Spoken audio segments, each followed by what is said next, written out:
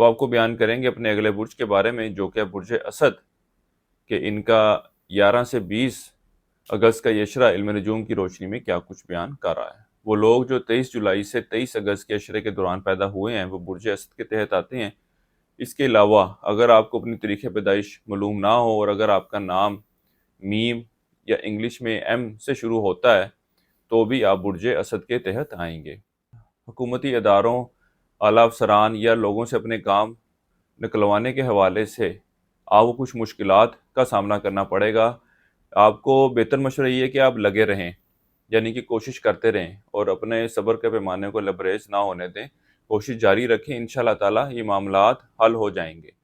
وہ برج اسد والے افراد جو سواری یا مکان کی خریداری کا ارادہ رکھتے ہیں اس عشرے میں ان معاملات کو حتمی شکل دیتے نظر آئیں گے۔ ان دنوں میں آپ کا گھریلو ماحول خاصا خوشگوار رہے گا اور اپنے گھر کو بہتر شکل دینے، خوبصورت بنانے، تزئین و آرائش کے اوپر اخراجات بھی کرتے نظر آئیں گے۔ تجارتی معاہدے اور دوسروں سے رقم کے حصول کے لیے یہ وقت اچھا وقت ثابت ہوگا۔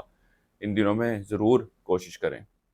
وہ لوگ جو رشتے کی تلاش میں ہیں یا وہ افراد جو رشتے کے لیے کوششیں تو کر رہے ہیں لیکن رشتے آنے کے باوجود بھی کوئی بات نہیں بنتی اور بغیر کسی وجہ کے معاملات ختم ہو جاتے ہیں، ان کو چاہیے کہ اس عشرے میں ضرور کوشش کریں۔ اللہ کے فضل و کرم سے آپ کا رشتے کا سلسلہ بنتا نظر آ رہا ہے۔ ملازمین کے ذمہ لگائے گئے کام مقررہ وقت پر حل ہوتے نظر نہیں آ رہے۔ عشق و محبت جیسے کاموں کی طرف آپ کا رجحان بڑھے گا اور آپسی تعلقات میں بھی بہتری آتی نظر آ رہی ہے۔ یہ عشرہ آپ کے سیر و تفریح کے لیے جانے کو بھی ظاہر کر رہا ہے۔ کاروباری افراد کے لیے یہ وقت کچھ پریشانی کو لے کر آئے گا۔